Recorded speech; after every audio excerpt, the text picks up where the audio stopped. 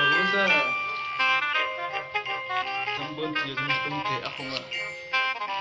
ulat jura abo haradu kana kana chige busa abo ika abo mchani riba unkani same kif ma fanda kadda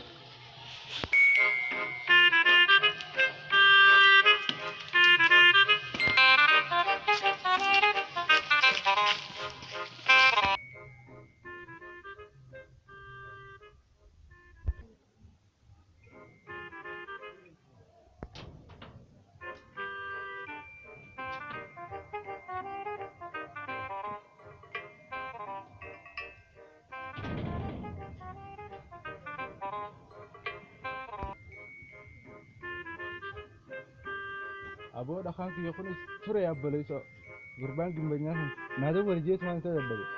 awani to ina da diro abo mu ta khotor gud anwas je biya fidi